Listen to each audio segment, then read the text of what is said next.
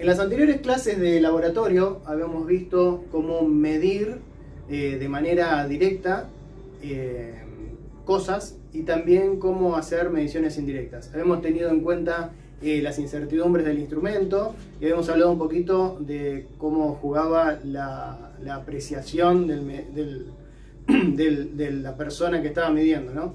Y en las mediciones indirectas, por ejemplo, en el caso de tomar una regla o un instrumento de medición de longitud para medir un volumen, cómo hacíamos para propagar esas incertidumbres, ¿no? Cómo a partir de las incertidumbres que teníamos en las mediciones de longitud, llegar a las incertidumbres en las mediciones de volumen.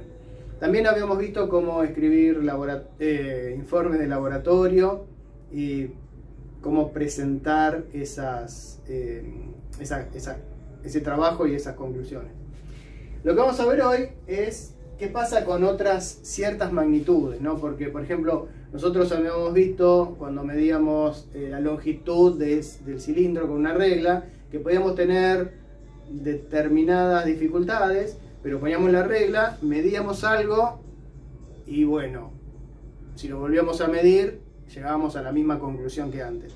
Pero hay otras magnitudes, que vamos a llamar magnitudes aleatorias, en donde vamos a necesitar de un análisis estadístico para llegar a una conclusión. Es decir, son magnitudes en donde yo mido una vez y obtengo un valor, y mido otra vez y probablemente obtenga un valor un poco diferente, y si mido otra vez probablemente obtenga un valor un poco diferente. ¿Cuál puede ser eso? Bueno, tengo un ejemplo acá. Supongamos que yo tengo un sonido repetitivo y quiero medir el período. Voy a esperar. Supongamos que tengo este sonido. Tac, tac, ¿no es cierto? Y yo quiero medir cuánto es el período de este sonido. Es decir, cuánto tiempo pasa entre un pack y otro pack. ¿Está bien? Entonces, ¿qué hago? Bueno, lo que voy a hacer en este caso es voy a tomar un cronómetro. Acá tengo uno, ¿no? Que es el cronómetro de mi celular, que tiene un error instrumental, ¿no es cierto? Es un poco molesto este sonido, pero bueno, las anteriores camadas lo hacían en el laboratorio. En este caso lo voy a hacer yo y se van a ahorrar ese trabajo, que era uno de los trabajos más tediosos de toda la materia. Entonces, volviendo otra vez, lo voy a interrumpir un segundo. Tengo un instrumento que es digital y tiene una mínima división de 1/100ª de segundo, ¿no? Entonces, ¿qué pasa cuando yo mido con esto? Bueno, voy a medirlo ahora. Primero tendría que apretar cuando escuche y cuando vuelva a escuchar lo freno, ¿no? Entonces voy a hacer eso. Ok, en este caso me dio una medición de 0,98, ¿ok? 0,98 segundos. Voy a medir otra vez.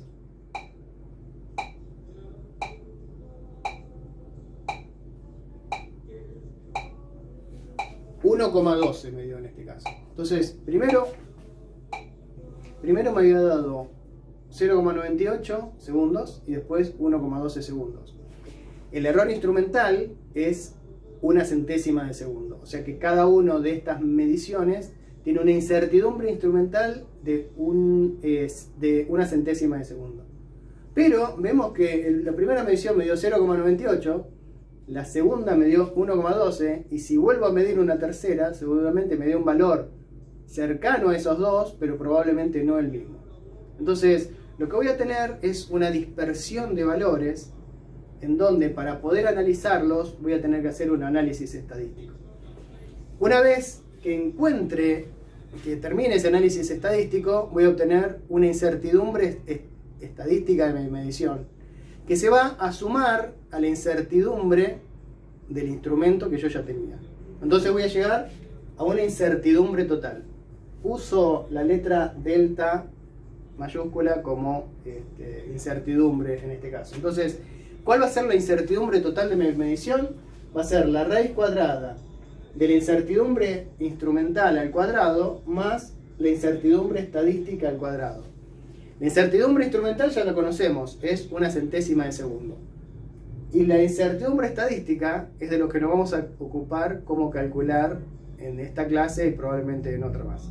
Entonces, ¿cómo vamos a obtener la incertidumbre total de mi medición, que va a ser la medición del periodo de ese sonido tan molesto? De esta manera, vamos a obtener la incertidumbre instrumental al cuadrado más la incertidumbre estadística al cuadrado y todo eso raíz cuadrada. Esta parte todavía no la sabemos calcular, la vamos a aprender a calcular en este momento. Y para hacer un análisis estadístico, lo que tengo que hacer es medir lo mismo muchas veces. ¿Está bien? Entonces, lo que voy a hacer es esto. Voy a poner ese sonido repetitivo y voy a poner otra vez mi cronómetro en 0, restablecer, y voy a medir 1.05 media hora. Entonces, para poder hacer un análisis estadístico, bueno, tengo que tener muchas mediciones de lo mismo.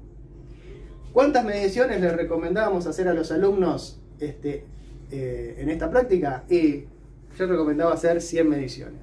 Entonces, lo que había que hacer era escuchar ese sonido, que generalmente lo escuchaba uno de los alumnos de cada grupo de laboratorio, y hacía esas 100 mediciones.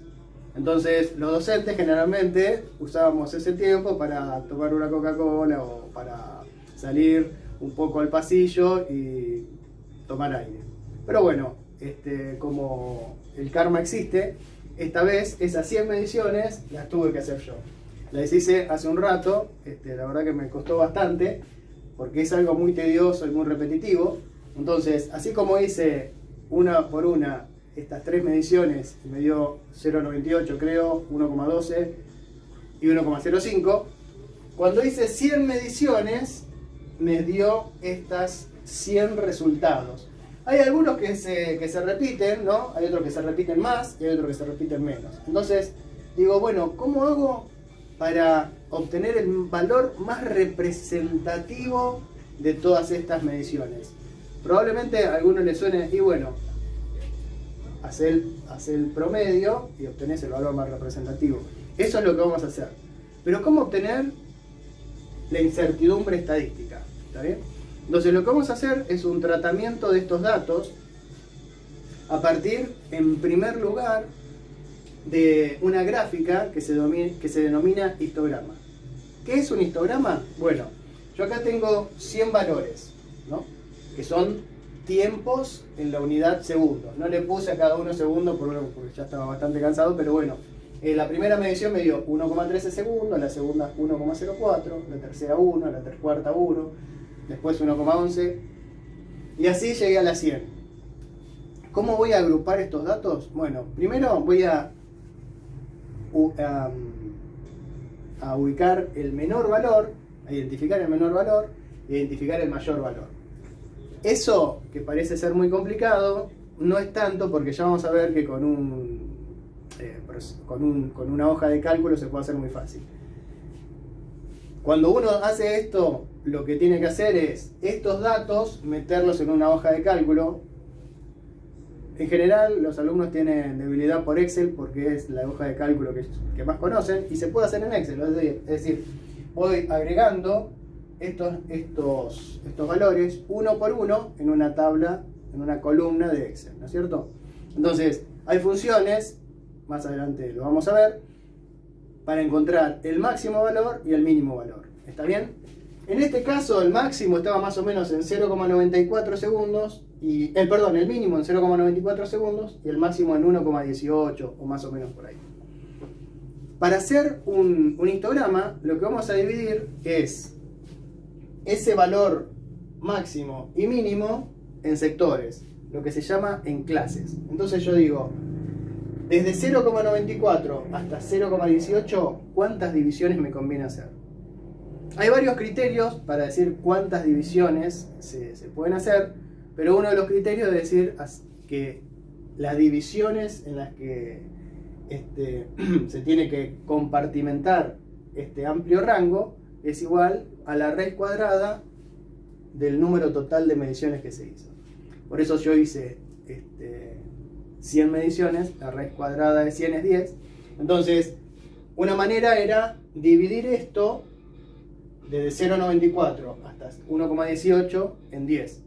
Pero como me daba un número que era decimal y por ahí eso les traía complicaciones, lo que hice yo fue dividirlo en 12 para que me quede que cada clase sea de 2 centésimas. Entonces, lo que yo hice fue esto: inventarme un conjunto de intervalos de longitud 2 centésimas de segundo. Entonces digo, este primer intervalo va de 0,94 a 0,96, el segundo de 0,96 a 0,98 y así sucesivamente.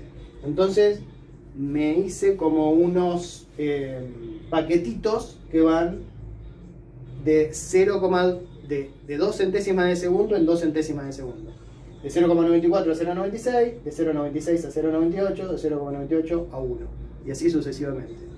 Y en esos paquetitos que digo, ¿qué voy a hacer? Y bueno, voy a acumular la cantidad de mediciones que caigan en cada uno de esos intervalitos. Entonces digo, bueno, entre 0,94 y 0,96, ¿cuánto hay? ¿Cuántas mediciones hay?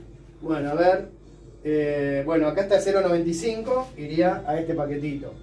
Después, bueno, busco todas las que irían en este paquetito, busco todas las que irían en este paquetito de acá, y así se va formando un gráfico, ¿no? Entonces, por ejemplo, para el primer intervalo, supongamos que caen 4.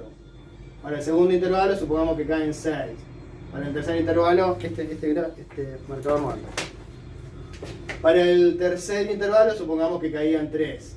Y así, para el otro caen otro más. Entonces se va formando un gráfico. Entonces, eso, que es una cosa todavía más tediosa que las mediciones, se puede hacer automáticamente en una hoja de cálculo. ¿Cómo se hace?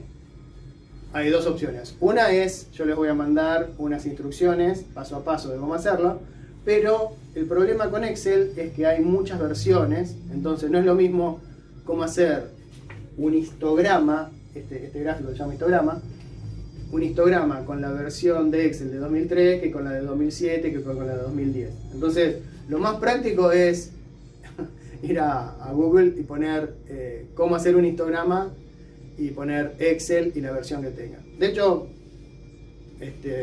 si ustedes tienen la versión Excel 2010, ponen cómo hacer un histograma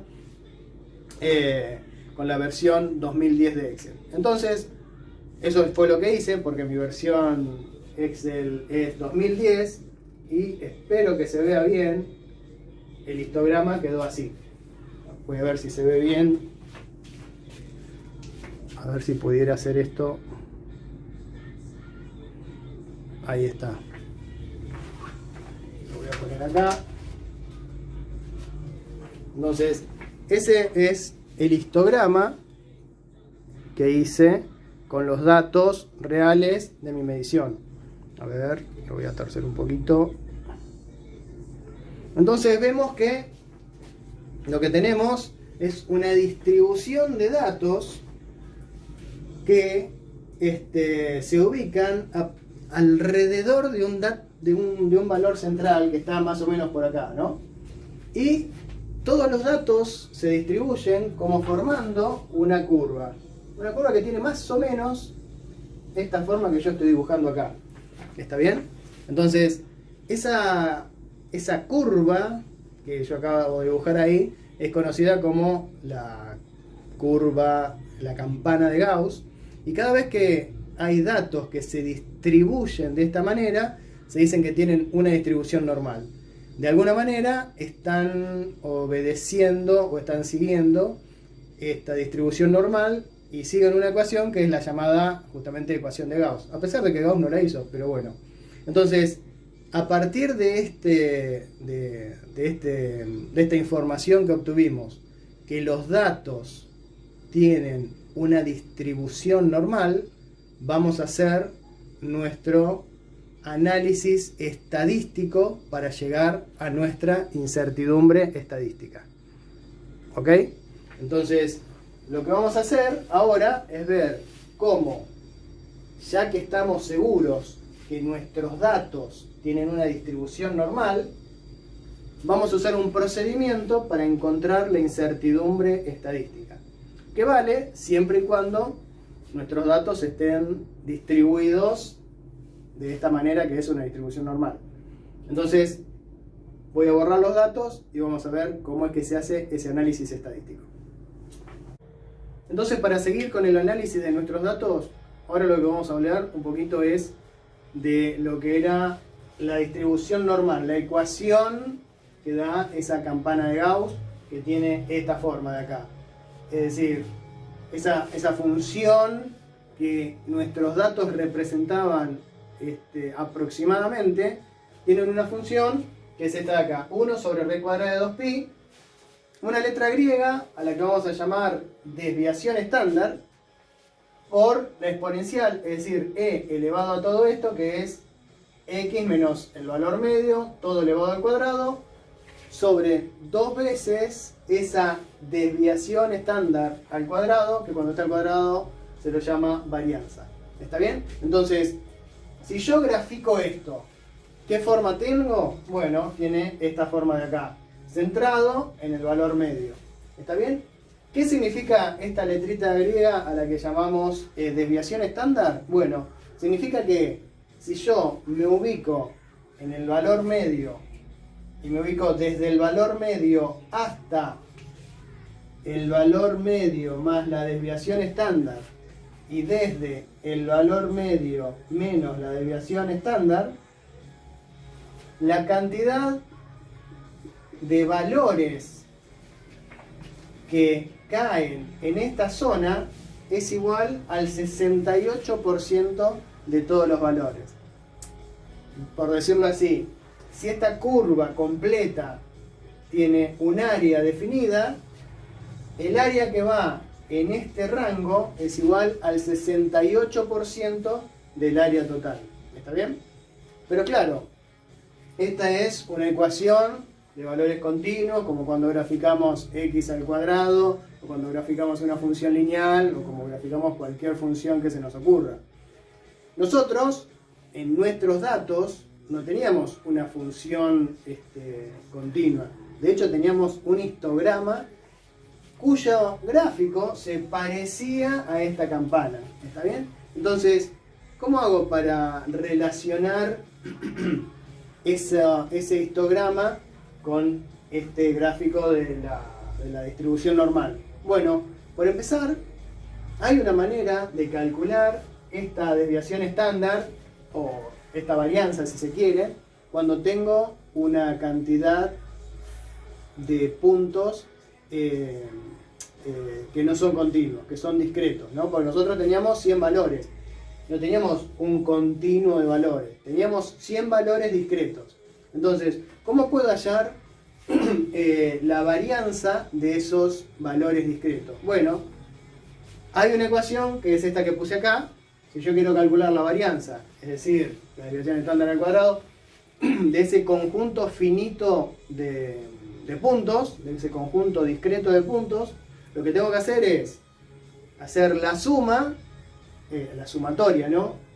Desde igual 1 hasta n de xn menos x medio al cuadrado. Todo dividido n menos 1. Repasemos un poquito qué significa cada cosa. N mayúscula es la cantidad de mediciones que hicimos. En nuestro caso era 100, ¿no? Este valor es el valor medio. En nuestro caso, ¿cómo lo tomábamos? En un caso ideal, de una curva ideal, no sé si les suena, el valor medio coincide con la media, la moda, bueno, todos coinciden, ¿no? Para un caso real, nosotros acá vamos a tomar el valor medio, que era el promedio. XY, ¿qué sería? Sería cada uno de los valores que medimos. Entonces, yo voy a hacer la suma desde el primer valor hasta el último. ¿La suma de qué? De el primer valor menos el valor medio al cuadrado, más el segundo valor menos el valor medio al cuadrado, más el tercer valor menos el valor medio al cuadrado. ¿Cuántos valores teníamos? 100. O sea que tengo que hacer 100 restas, elevarlas al cuadrado, esos resultados, sumarlos todos y a toda esa suma dividirlo por n-1, que en nuestro caso es 99, ¿no es cierto? Bueno, por suerte eso también automáticamente lo hace la planilla de cálculo. ¿Saben? Yo les voy a dar una especie de tutorial que tengo hecho en un PDF, así que bueno, ustedes lo van a poder hacer. Y ¿cómo definimos? ¿Por qué buscamos esta varianza? Porque vamos a definir calculamos, esto es la varianza, ¿no? Varianza. Si quiero calcular la desviación estándar, no tengo más que hacer la raíz cuadrada de ese número. ¿Está bien? Entonces, ¿cómo vamos a definir la incertidumbre estadística? Eso que planteamos al principio de la clase, ¿cómo era que íbamos a definir la incertidumbre estadística? Bueno, la incertidumbre de una magnitud que se mide directamente n veces, que eso era lo que habíamos llamado en este caso la incertidumbre estadística, se calcula como la desviación estándar dividido la raíz cuadrada de n. La desviación estándar no es más que la raíz cuadrada de esta cuenta de acá, y la raíz de n es la raíz de la cantidad de veces que hayamos medido. En este caso medimos 100 veces, entonces raíz de n va a ser raíz de 100, o sea que va a ser 10. Hay una característica que tiene la incertidumbre estadística, y es que cuando los datos tienen una distribución normal, la desviación estándar no cambia mucho.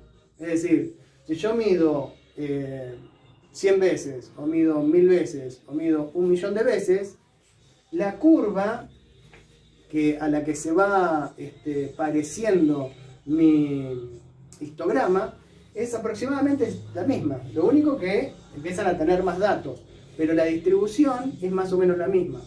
Por lo tanto, la desviación estándar es aproximadamente la misma. Sin embargo, mientras más mido, este n es cada vez mayor.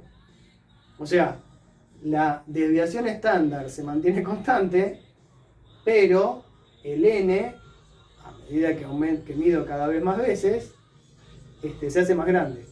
Por lo tanto, la incertidumbre estadística, cuando tengo datos que se distribuyen siguiendo el modelo de distribución normal, siempre que pase eso, mi incertidumbre estadística disminuye con el número de mediciones. Es decir, que si yo quiero hacer que mi incertidumbre estadística sea muy muy chiquita, no tengo más que aumentar arbitrariamente el número de mediciones. ¿Está bien? Entonces, bueno, lo que voy a hacer ahora es aplicar esto que acabamos de ver a los datos, que ya los tengo cargados en la computadora, y ver finalmente cuánto da nuestra medición del periodo de ese sonido tan molesto. Entonces estamos listos para hacer los cálculos y obtener finalmente cuánto era el periodo de ese molesto sonido que teníamos al principio. ¿Cómo se calcula el promedio una vez que tienen los datos subidos a Excel? Bueno, hay una fórmula cargada, precargada en Excel, que es, si uno ponen igual promedio, hay que escribirlo en mayúscula me parece, ponen entre paréntesis y señalan, es decir, cliquean todos los datos que ustedes quieren, de los cuales quieren calcular el promedio, directamente les entrega el promedio. Ya les digo, dependiendo de la versión que tengan, y si es la versión que está en español o está en inglés, esto puede cambiar, pero eso es una cosa que todas las planillas de cálculo tienen. En mi caso, el promedio de estos 100 valores me dio 1,0345 segundos. En realidad, no, esto creo que es exacto, el promedio que me dio. ¿Está bien? Lo pueden verificar. Vuelvan a donde tenemos los datos, cárguenlos uno a uno, calculen el promedio y van a ver que está bien. Lo segundo era cómo calcular la desviación estándar. En mi Excel, que es la versión creo que 2010 y está en español,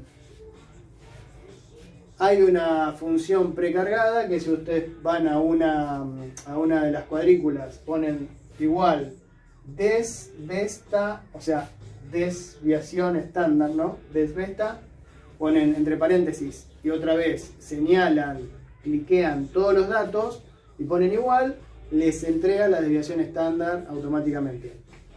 Dependiendo de la versión de Excel que tengan ustedes, ya saben, búsquenlo en Google poniendo cómo se calcula la desviación estándar en tal versión de Excel y lo van a obtener.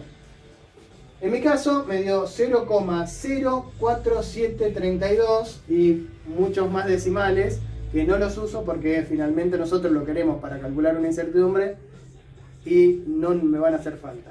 Pero bueno, redondea que la desviación estándar es 0,04732 segundos. ¿Está bien? Entonces, ya tenemos la desviación de estándar, que era lo que me interesaba, y el valor promedio de todos mis valores. Ahora bien, ¿cómo calculo la incertidumbre estadística de todos este conjunto de valores a los que ahora ya le conozco la desviación estándar? Bueno, para calcularle la incertidumbre estadística, recordemos que la incertidumbre estadística era la desviación estándar dividido la raíz cuadrada del número total de mediciones que tuvimos. El número total de mediciones habían sido 100 y la raíz cuadrada de 100 es 10. O sea que la incertidumbre estadística de mi medición es la desviación estándar sobre la raíz cuadrada de n.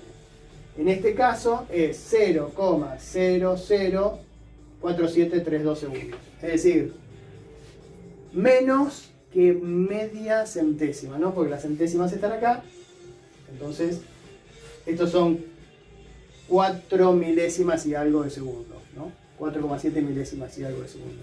Pero nosotros habíamos dicho que cuando teníamos incertidumbres estadísticas y además no nos podíamos sacar de encima la incertidumbre instrumental, ¿no? Porque ya estábamos midiendo con un cronómetro cuya incertidumbre instrumental era una centésima de segundo. Entonces, ¿cómo unir esa, cómo se juntaba esa incertidumbre instrumental con esta incertidumbre estadística? Habíamos dicho que era igual a la raíz cuadrada de la suma de los cuadrados de cada una de esas incertidumbres. Es decir, la incertidumbre total de mi medición es la incertidumbre instrumental, que es una centésima de segundo al cuadrado, más la incertidumbre estadística al cuadrado. La incertidumbre estadística la acabamos de calcular.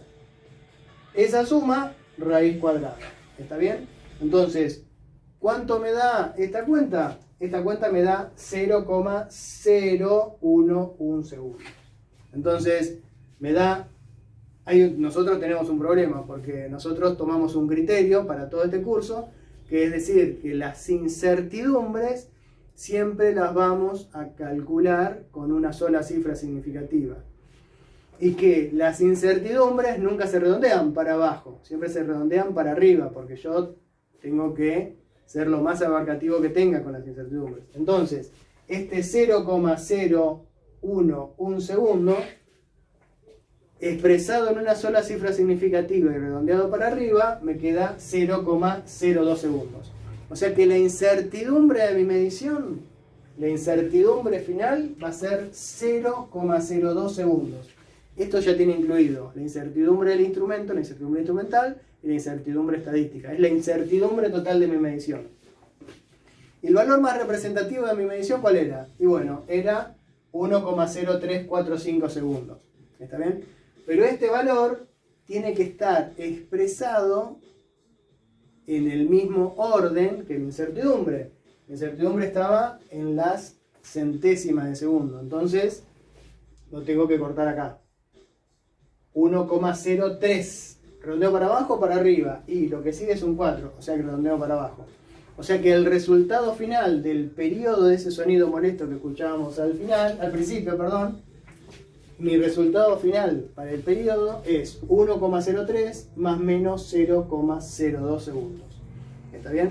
Entonces, en un informe, este sería mi resultado final. Ahora bien, la pregunta es, una cosa, habíamos dicho, este es el resultado final y ya está. Una cosa que uno que se tiene que preguntar es, ¿cuánto debe medir cuando tiene un fenómeno que es de magnitud aleatoria? ¿Está bien? Entonces, habíamos dicho que la incertidumbre estadística disminuye a medida que yo hago más mediciones. Porque habíamos dicho que la desviación estándar permanece más o menos constante, pero acá tengo dividiendo la raíz cuadrada de n. Entonces, mientras más mediciones haga, menor va a ser esta incertidumbre estadística. Entonces uno puede decir, bueno, mido 1.000.000 de veces para hacer que esto sea muy chiquito. Sin embargo, eso no tiene sentido. ¿Por qué? Porque la incertidumbre total de mi medición siempre considera a la incertidumbre instrumental. ¿Está bien? Entonces, no tiene sentido que yo mida millones de veces para hacer que la incertidumbre estadística se haga despreciable. ¿Por qué? Porque siempre voy a tener la parte de la incertidumbre instrumental que no me la puedo sacar de encima. Entonces, uno tiene que establecer algún criterio por el cual decir, bueno, yo voy a hacer tantas mediciones de tal manera que mi incertidumbre estadística no sea más grande que una porción de la incertidumbre instrumental. El criterio que nosotros tomamos para esta práctica era decir, bueno, yo voy a hacer la cantidad de mediciones necesarias para que la incertidumbre estadística sea del orden de la incertidumbre instrumental. ¿Está bien? Entonces, tomando ese criterio, está bien lo que hicimos porque pasamos de 0,01 a 0,02 segundos de incertidumbre total. Lo que agrega la incertidumbre estadística es del orden de lo que era la incertidumbre instrumental. La incertidumbre instrumental era 1/100 de segundo y la incertidumbre total de mi medición, considerando la incertidumbre estadística, pasó a ser 0,02 segundos. ¿Está bien? Entonces, bueno, así es como se tratan los problemas que tienen magnitudes aleatorias y este es el procedimiento que hacemos desde el punto de vista estadístico.